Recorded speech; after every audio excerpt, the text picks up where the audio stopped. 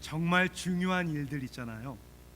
우리가 반드시 지켜야 하고 반드시 해야 하는 일들에는 저는 두 가지의 공통점이 있다고 생각이 됩니다. 첫째는 정말 중요한 것들은 simple, 단순하다고 생각합니다.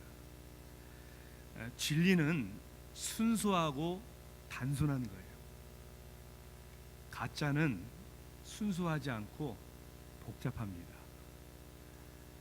또 하나의 특징은 중요한 일들이란 단순하긴 하지만 쉬운 일은 아니에요. 그것을 하기 위해서는, 지키기 위해서는 노력해야 하고 반드시 대가를 지불해야 합니다. 우리가 산상수훈을 통해서 우리에게 주시는 그리스도의 제자의 길은 simple, 단순하지만 그 제자의 길을 걸어가는 것은 굉장히 어렵습니다. 어렵지만 힘든 일이지만 우리가 그 길을 가야 하는 이유는 그것이 옳은 길이기 때문입니다. 또한 주님께서는 우리에게 그 길을 갈 수 있도록 가고 싶은 마음을 주시고 또 그렇게 할 수 있도록 용기와 능력을 주십니다. 우리가 정말 지켜야 하고 가야 할 제자의 길이란 도대체 어떤 것일까? 오늘 이제 그 연속 강해 설교의 세 번째인데요. 오늘 본문은 5장, 마태복음 5장 13절부터 16절까지의 말씀입니다. 마태복음 5장 13절부터 16절까지 말씀을 제가 봉독하겠습니다. 너희는 세상의 소금이니 소금이 만일 그 맛을 잃으면 무엇으로 짜게 하리요? 후에는 아무 쓸데없어 다만 밖에 버려져 사람에게 밟힐 뿐이니라. 너희는 세상의 빛이라. 산 위에 있는 동네가 숨겨지지 못할 것이요 사람이 등불을 켜서 말 아래에 두지 아니하고 등경 위에 두나니 이러므로 집안 모든 사람에게 비치느니라. 이같이 너희 빛이 사람 앞에 비치게 하여 그들로 너희 착한 행실을 보고 하늘에 계신 너희 아버지께 영광을 돌리게 하라. 아멘. 루이스 세풀베다라는 사람은 작년에 해밍웨이 문학상을 받은 사람이며 칠레 출신의 베스트셀러 소설가입니다. 작년에 그의 책 가운데 우리말로 번역된 책이 있는데 그 제목이 이렇습니다. 느림의 중요성을 깨달은 달팽이. 느림의 중요성을 깨달은 달팽이. 이 책을 쓰게 된 계기는 어느 날 정원에서 손자하고 이렇게 달팽이를 보다가 손자가 이렇게 질문을 하는 거예요. 달팽이는 왜 느리게 움직이는 거예요? 이 어린 아이들만 할 수 있는 질문이에요. 그 손자의 질문을 대답해 주기 위해서 그 아이디어로 책을 쓰기 시작했다고 합니다. 손자에게 조곤조곤 이야기 들려주듯 친근한 말투로 전개되는 이 작품은 옛날 이야기처럼 쉽게 읽혀지지만 그 속에 담긴 성찰과 메시지는 결코 가볍게 받을 수 없는 그런 소설입니다. 이 이야기의 주인공은 달팽이에요. 근데 이 한 달팽이의 삶은 평탄하지가 않아요. 왜냐하면 평소 남들이 하지 않는 이상한 질문을 많이 하기 때문이에요. 달팽이들은 그냥 당연한 사실로 받아들이는데 달팽이는 왜 그토록 느린 거야? 막 여기에 심각한 고민에 빠져 있는 거예요. 그리고 서로 달팽이라고 부르는데 그 달팽이 사이에서 자신만의 고유한 이름을 왜 가지면 안 되는 거야? 뭐 이런 고민. 이 고민들을 뭐 다른 달팽이들에게 다 이렇게 털어놓곤 하지만 다른 달팽이들은 다 어떻게 생각을 합니까? 쓸데없는 진물로 성가시게 한다고. 그래서 이 동료 달팽이들에게 이 차가운 멸시와 조롱을 받다가 결국 이게 외톨이가 됩니다.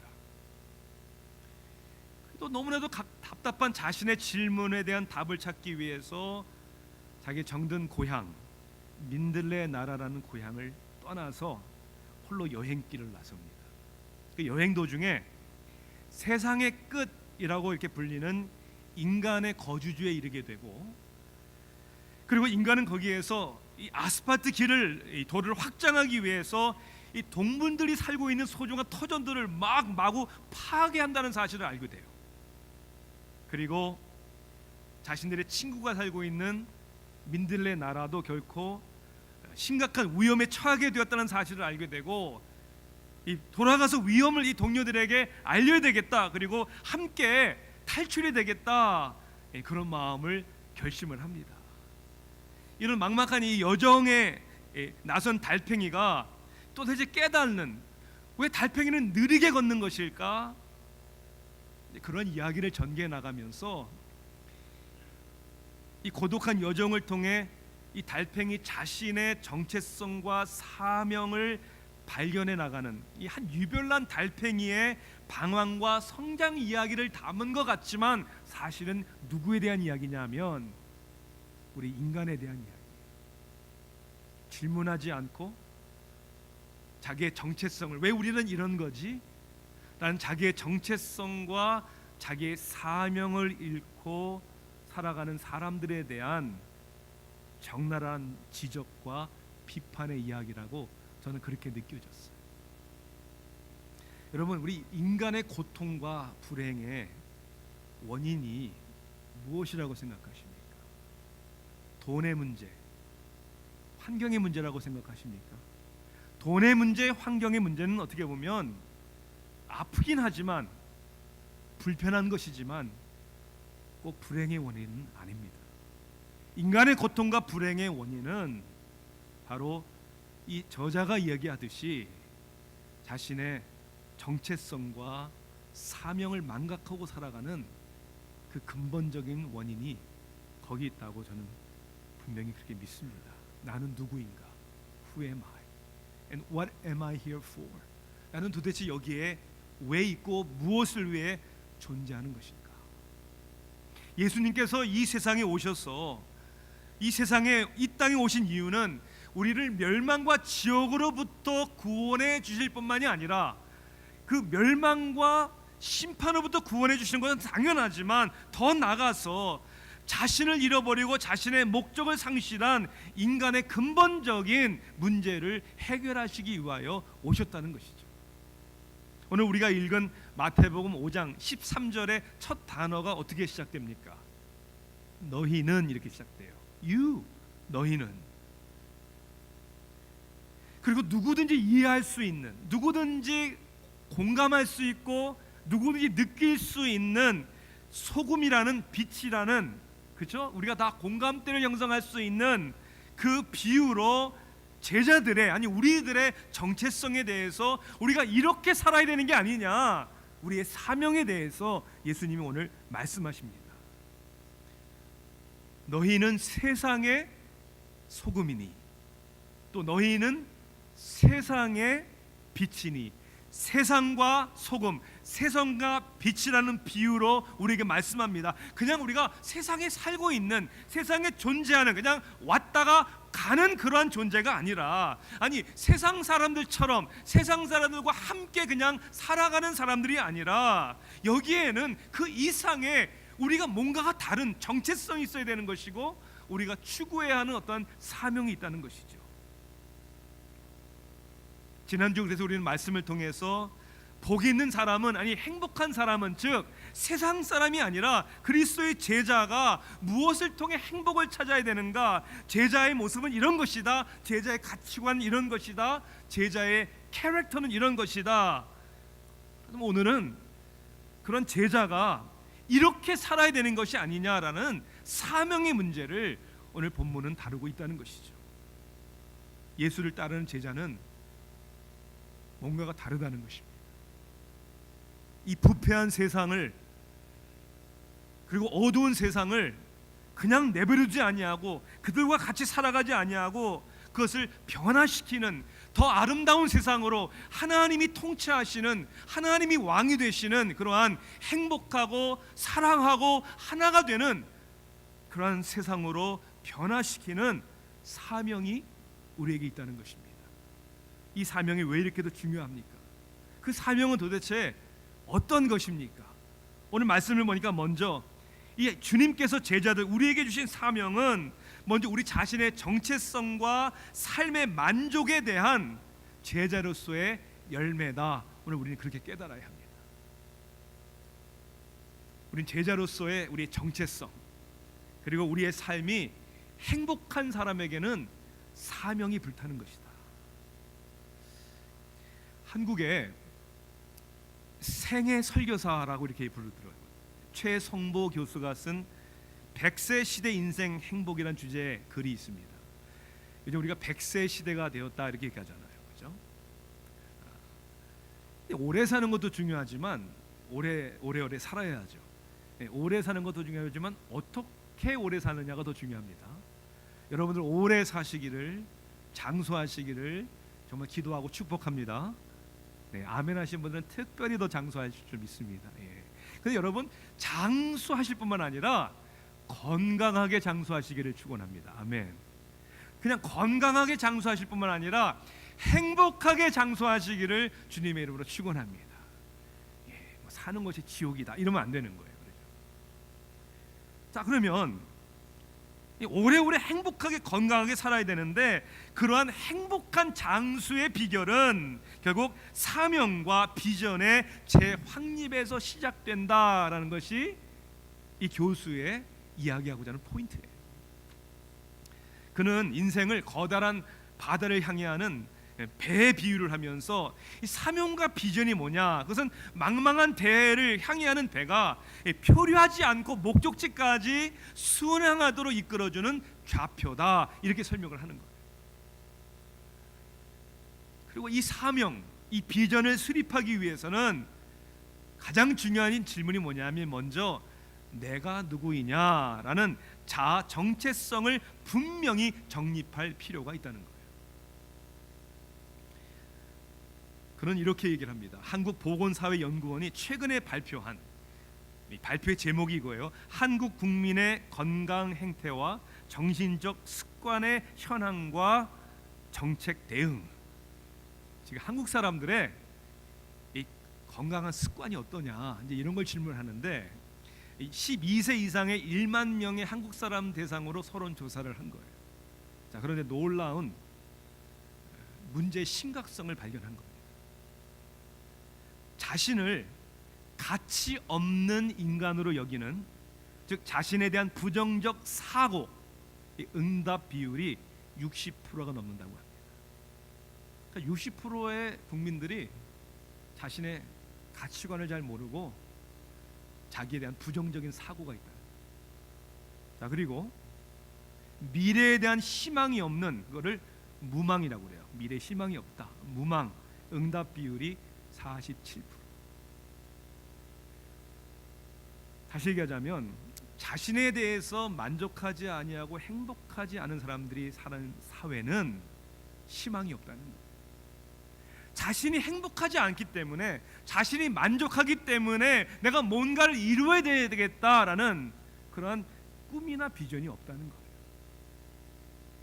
밝고 행복한 사회를 내가 만들어야 되겠다라는 꿈은 자기가 먼저 밝고 행복한 사람과 그런 삶을 살아야 한다는 것이죠.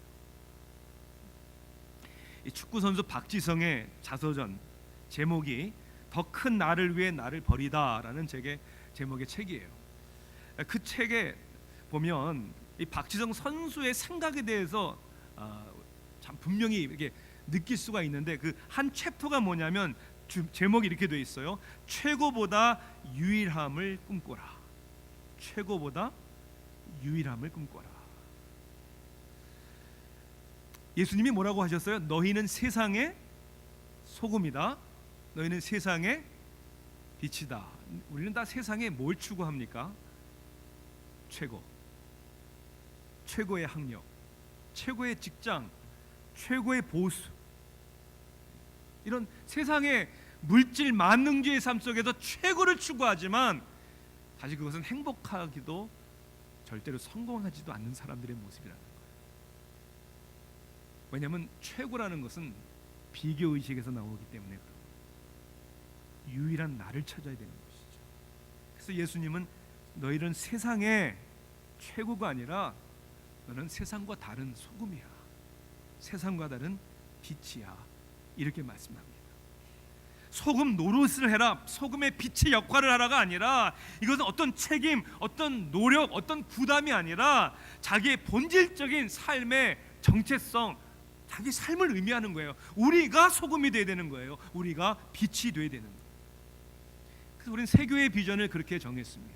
성숙하고 훈련된 그리스도의 제자가 되어서, 변화된 그리스도의 제자가 되어서 먼저는 가정에서, 지역사회에서 세상 땅끝까지 그것을 변화시키는 더 밝고 행복한 세상을 만드는 그런 사람이 되어야 한다는 것이죠.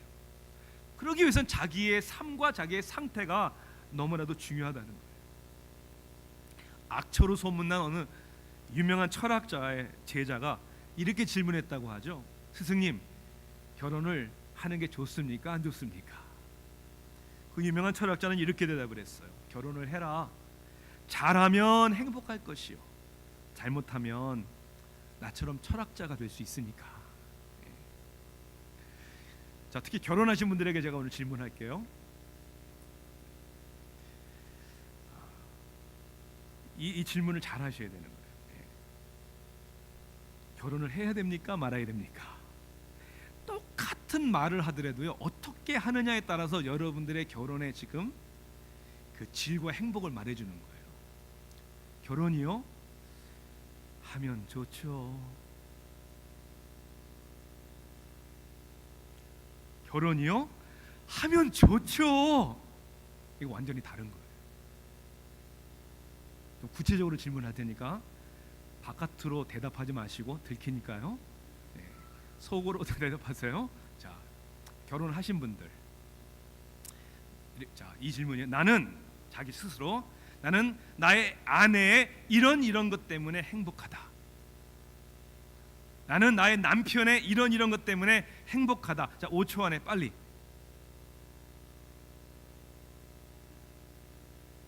오늘 금요일부터 시작되는 부부 세미나에 꼭 여러분 참석하시기를 부탁을 드립니다. 완벽한 부부 생활 없지만 때로는 티각티각 싸우고 할 때도 있지만 그래도 뭐가 좋지? 아, 이래서 좋지. 그리고 누가 물어볼 때 결혼을 해야 됩니까? 라고 우리 인생의 후배들이나 젊은이들 얘기할 때 해야지. 이런 어려움도 있지만 이래서 결혼해야 되는 거야. 제가 한번 신앙적인 질문을 여러분 한번 드릴게요. 이것도 잘 생각해서 속으로 한번 대답해 보세요. 누가 여러분에게 이렇게 질문하면 뭐라고 대답하시겠습니까? 예수 믿는 게 뭐 그렇게 좋은데? 빨리 속으로 대답해 보세요. 오늘 제가 여러분들에게 예수님이 누구인지를 아마 소개해 드려야 될 것 같아요. 예수님 믿는 삶이 힘들어요, 어려워요. 때로는 좁은 길이에요, 고난의 길이에요. 그렇지만 예수 믿는 게 이렇게 좋지. 여러분, 예수 그리스도의 제자의 사명 중에 하나는 전도하는 것입니다. 여러분 믿으십니까? 그런데 이 전도는 절대로 방법론이 아니라니까요. 아우, 저는 말주변이 없었어요.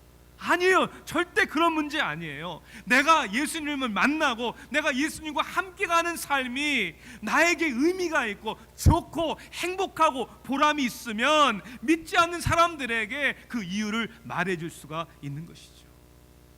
그러니 우리가 사명대로 사는 것은 나의 정체성, 내가 누구냐, 나의 삶이 지금 만족스럽냐, 행복스럽냐, 이것을 보여주는 열매라는 것이 맞는 것이죠. 여러분의 삶에는 그리스도의 제자다운 그러한 당연한 열매가 맺어지고 있습니까? 자, 두 번째는 이거예요. 사명이 왜 이렇게 중요하냐면 자신의 가치관과 신앙에 대한 제자로서의 증인, 간증이기 때문에 그런 거예요. 간증. 너희는 세상의 소금이니 그랬어요. 왜 소금이라는 것을 예수님이 사용하셨을까? 소금은 너무나도 중요해요. 첫째는 맛을 내는데 중요하죠. 소금 안 들어가면 안 되잖아요. 하긴 요즘에는 소금을 너무 많이 섭취해서 건강에 해로운 것도 있어요. 여러분, 제가 몇 년 전에 이제 다이어트 트레이닝 한 사람하고 대화를 하는데 일주일 만에 10파운드를 아주 쉽게 빼는 방법이 있다는 거예요. 그게 뭐냐고 그랬더니 소금을 하나도 섭취를 안 하면 10파운드 빠진대요. 네, 한번 해보세요. 그리고 제가 제 아내하고 어떻게 하면 소금을 덜 먹을 수 있는가, 소금 안 들어가는 음식을 한번 찾아보려고 잘 가지도 않는 홀푸드에도 가봤어요. 소금 안 들어간 게 거의 없더라고요. 그리고 소금이 안 들어간 거나 아주 적게 들어간 것은 맛이 없어요. 맛이 없어요.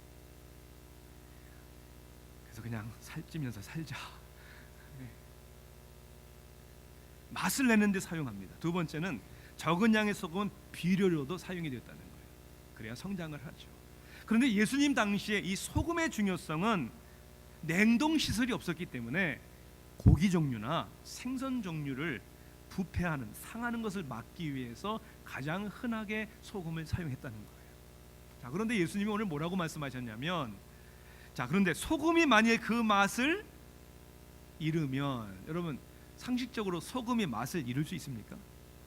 아니, 맛을 어떻게 잃지? 여기에는 두 가지의 해석이 가능하다는 거예요. 첫째는 역설적인 표현일 수도 있는 거예요. 아니, 소금은 녹아 없어질 수가 있는 거지 맛을 잃을 수는 없는 거잖아요. 그만큼 제자는 아예 제자가 아닐 수는 있지만 제자는 변화되고 변화시키는 삶을 산다, 이런 역설적인 표현이 있다, 이렇게 해석할 수가 있고요. 두 번째 해석은 예수님 당시의 소금은 오늘 우리가 쓰는 소금하고는 좀 다르다는 거예요. 요즘에는 이 정제 과정을 거쳐 가지고 이렇게 하얗게 그냥 소금만 딱 담겨져 있잖아요. 그 당시에는 그러한 소금이 아니라 여러 불순물이 섞여 있는 소금이었다는 거예요.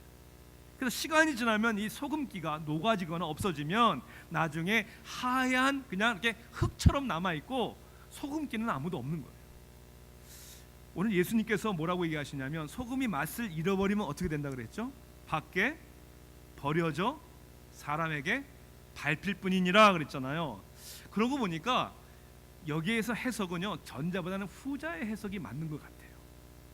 그럼 놔뒀는데 소금기는 다 없어져 버리고 하얀 흙처럼 돼버리니까 그거 뭐 했어요? 바깥에 그냥 버리고 사람이 밟고 다니는. 다시 얘기하자면 제자가 제자라고 말만 했지 제자의 삶에 변화도 일어나지 않냐고 사명대로 살지 않으면 사람들에게 손가락질을 당하고 밟힐 수밖에 없다, 그런 얘기 아니에요. 사명이 없는 제자는 제자가 아니라는 거예요. 이 사명이라는 단어를 제가 한문으로 찾아보니까 뜻이 이런 뜻이 있더라고요. 하여금 사자에 목숨 명자예요. 사명. 무슨 뜻인지 아시겠어요? 목숨을 걸어서 하는 일이에요. 사랑하는 성도들, 여러분의 공부는 사명이 아니에요. 여러분의 직장도 사명이 아니에요. 여러분의 사업도 목숨 걸면서 하기까지의 사명은 아니라는 거예요. 그 우리의 인생의 사명이 뭡니까? 서로 사랑하는 게 사명이죠. 그렇죠? 나라를 목숨을 걸고 지켜야 되는 것이 사명이죠. 내가 그리스도의 제자인가라는 것은 타이틀만 가지고 되는 게 아니란 말입니다. 내가 제자라고 말만 해서는 안 된다는 거잖아요. 내가 제자답게 그렇게 삶의 모습이 나타나야 하는 거예요. 19세기 불란서의 화가 구스타보 도레라는 사람이 유럽 여행을 하다가 여권 같은 자기 신분증을 잃어버렸대요. 이제 다시 돌아오는데 국경에서 자기 여권 신분증이 잃어버렸다고 얘기를 하는 거예요. 그리고 내가 구스타보 도레다, 유명한 화가다라고 말하니까 군인이 이렇게 얘기하더래요. 아유, 유명한 사람들 이름을 대고 그렇게 국경을 지나가려는 사람이 너무 많으니까 나는 안 속는다고. I don't believe you.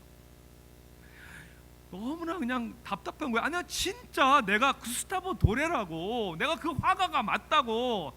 그러니까 군인이 알았다고. 잠깐. 그러니 가서 종이하고 연필을 가져오더래요.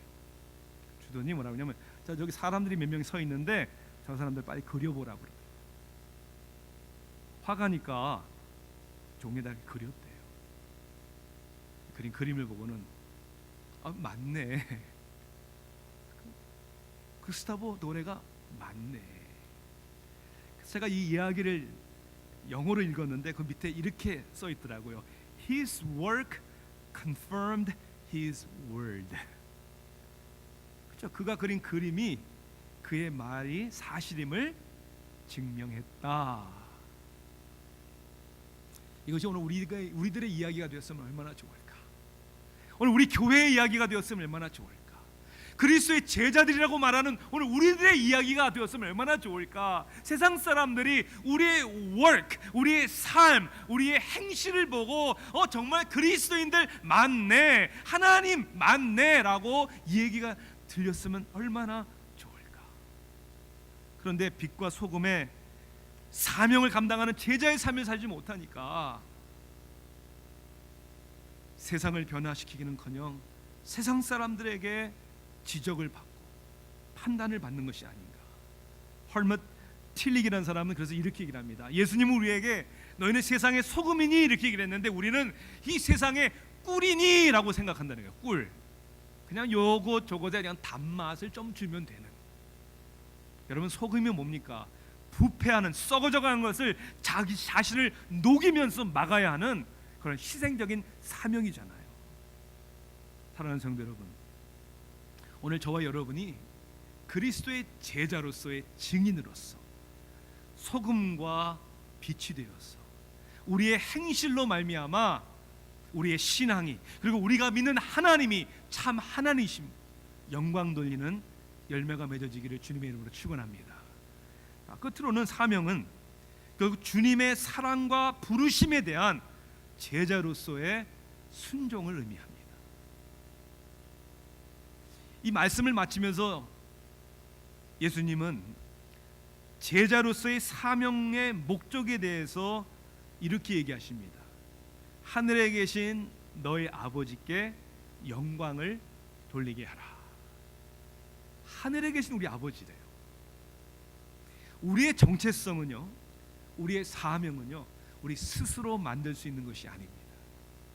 그리고 세상 물질 만능주의에서 발견되는 게 아니에요. 내가 누구인가, 내가 왜 여기에 존재하는가에 대한 질문의 답은 더 중요한 질문의 답을 찾아야 되는 거예요. 내가 누구인가 보다 더 중요한 것은 누가 나를 이 세상에 존재하게 했는가. Who brought me here? 나를 이 세상에 존재하게 한 그것이 누군가. 우리 부모님이기도 하지만 하나님이란 존재를 생각해야 된다는 거예요. 그래야 우리 사명을 발견하게 되는 것이죠. 사명이라는 단어를 다른 말로 영어로 미션이라고 하잖아요. 그래서 그것은 missionary, 선교사라는 말도 거기서 나왔죠. 이 mission이라는 단어의 의미가 뭐예요? 보냄을 받다, 그런 뜻 아니에요. 우리가 누구에 의해서 왜 이 세상에 보냄을 받았는가? 여러분, 그러한 하나님의 부르심에 대한 우린 제자로서의 순종이 있어야 된다는 것이죠. 먼저는 소금과 빛의 역할은 착한 행실이다라고 오늘 우리에게 말씀하고 있는 거예요. 우리가 이렇게 복음을 얘기합니다. 구원은 믿음으로 말미암아 은혜로 구원받는 것이다. 맞죠? 그런데 믿음으로 하나님의 은혜로 구원받는다는 이 복음의 메시지를 오해하고 착각하는 사람들이 너무나 많은 거예요. 믿음으로 은혜로 구원받으니까 우리의 인생은 아무렇게나 살아도 된다. 뭐 하나님이 다 사랑하시고 용서해 주시니까. 아닙니다. 절대로 아닙니다. 아니, 오히려 은혜와 믿음으로 구원을 받았기 때문에 더 우리의 행함이 중요하게 되는 거죠. 왜요? 내가 주인인 것처럼 내 인생을 내 마음대로 살 때는 누가 뭐라고 합니까? 그런데 이젠 하나님이 우리 아버지가 되었으니까 우리가 바로 살아야죠. 아이들이 혹 청소년들이 버릇없고 막문하기로 막 살고 행동하면 그렇게 욕하잖아요. 너 네 부모가 누구야? 라고 얘기하잖아요. 하나님이 우리 아버지시기 때문에 그 하나님의 부르심에 우리는 뭔가가 달라야 된다는 것이죠. 그래서 하나님께 영광을 돌려야 한다. 성경은 이렇게 얘기합니다. 너희 착한 행실을 보고 그랬어요. 뭘 볼까요? 두 가지예요. 우리가 제자인 것을 보고 또 제자답게 사는 것을 보고 하나님께 영광을 돌린다. 이것이 우리의 정체성이고 이것이 우리의 사명이라는 것입니다. 근데 우리의 분주한 삶 속에 우리가 하는 일이 너무나 많아서 그런지 정말 우리 본질적인 정체성과 사명을 잃어버리고 살 때가 얼마나 많은지 몰라요. 피터 에반스라는 사람이 영국의 배우였던 피터 셀러스의 전기를 쓴 그 전기에 이런 이야기가 있어요. 제목이 뭐냐면 책이 The Mask Behind the Mask, 가면 뒤에 가면이에요. 가면을 벗으면 얼굴이 나타나야 되는데 가면 속에 또 가면을 쓰고 있는 거예요. 그러니까 진실되지 않다, 뭐 그런 의미 아니겠습니까? 그 책에서 한 번은 피터 셀러가 수많은 역할을 하다 보니까 배우로서 때로는 자기의 정체성까지도 혼란스러울 때가 있다는 거예요. 왜? 여러 역을 맡고 거기에 집중하다 보니까 어느 날 하늘을 이렇게 가다가 누가 자기를 알아보고 아니 피터 셀러시 아니에요? 라고 이렇게 얘기하니까 그렇게 태연하게 대답을 했다는 거예요. Not today. 오늘은 아니에요. 오늘도 우리가 그렇게 착각하면서 살아가는 거예요. 우리가 맡은 역할들이 많잖아요. 남편으로서, 아내로서, 아버지로서, 어머니로서, 자녀로서, 친구로서, 교회를 다니는 교인으로서, 직장에서, 사회에서 여러 가지 역할을 열심히 분주하게 감당하며 살면서 너무나도 안타까운 것은 정말 내가 누구냐라는 그리스도의 제자로서의 정체성을 잃어버리고 산다는 거예요. 그리스도 제자 아니에요? 누가 물어보면 Not today. 오늘은 아닌 것 같아요. 나 바빠요. 우리가 무슨 일을 하든지 어디든지 그리스도의 제자임을 우리는 망각해서는 안 되는 것이죠. 여러분, 사실은 거꾸로예요. 우리가 하나님의 자녀요 그리스도의 제자라는 정체성을 바로 알 때 좋은 남편이 될 수 있고 좋은 아내가 될 수 있는 거예요. 이 정체성의 질서가 세워져야 좋은 부모가 될 수 있는 거고 좋은 성도가 될 수 있는 거고 이 사회가 필요로 하는 그러한 사람이 될 수 있는 거고 저는 그러한 대통령이 우리나라에 뽑혔으면 너무나 좋겠습니다. 표를 얻기 위한 어떤 사람이 되는 것이 아니라 삶의 컨빅션을 가지고 이것이 옳은 길이기에 난 이 옳은 길을 가겠습니다. 이것이 우리 그리스도의 제자들이 되어야 하는 것이죠. 나니아 연대기의 작가 C.S. 루이스는 그래서 이렇게 얘기를 했어요. 제일 중요한 것을 먼저 하면 두 번째 것이 저절로 따라오지만 두 번째로 중요한 것을 먼저 하면 첫 번째와 두 번째 것을 다 잃어버린다. 이건 진리입니다. 그런데 우리 예수님은 바로 이러한 정체성을 잃지 않고 사셨습니다. 그리고 그 사명을 십자가에서 죽기까지 감당하셨습니다. 하나님과 동등되시는, 아니 하나님이신 예수님이 하늘 보좌를 버리시고 이 땅에 육신의 몸을 입고 오셨지만 당신의 하나님 되심의 정체성을 잃어버리지 않으셨습니다. 예수님이 이 땅에서 권세가 있으셨습니까? 무슨 돈이 있으셨습니까? 아무것도 없으셨는데 예수님의 정체성과 사명감은 절대로 변질되지 않았습니다. 흔들리지 않으셨습니다. 왜 예수님이 오셨습니까? 섬김을 받기 위해서가 아니라 섬기시기 위해서. 그리고 세상 속에서 세상 사람처럼 최고를 추구하며 살아가는 사람들에게 다시 정체성과 사명을 회복하기 위해서 예수님은 십자가의 죽음을 감당하신 것이죠.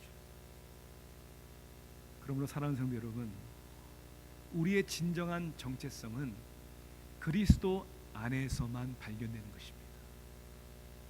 그리고 그분이 내 안의 주인이시기 때문에 우리와 함께 하시고 오늘도 우리에게 용기를 주시고 능력을 주시고 앞서서 그 사명을 감당하셨기 때문에 오늘도 우리로 하여금 그 길을 따라가게 하시고 그 사명을 능히 감사함으로 기쁨으로 감당케 하시는 줄 믿습니다. 기도하시겠습니다.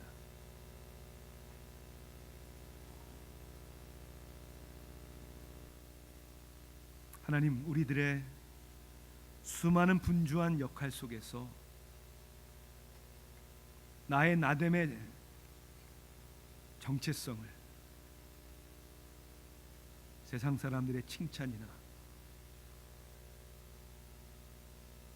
물질의 넉넉함이나 다른 사람보다 좀 더 높아지고 다른 사람보다 좀 더 잘 나간다라는 비교의식 가운데 찾으려고 했던 우리의 어리석음을 회개합니다. 결코 우리에게 만족을 줄 수 없는 이 세상의 것들, 그런 세상을 향하여 오히려 너희는 세상의 소금이니 빛이니라고 담대하게 말씀하신 주님, 주님이 그렇게 우리를 위해 사셨기에 오늘 이 말씀을 통해 그렇게 소원하며 고백합니다. 하나님, 우리를 그런 제자로 날마다 변화시켜 주시고 우리를 통해 세상을 변화토록 하소서. 예수님의 이름으로 기도하옵나이다.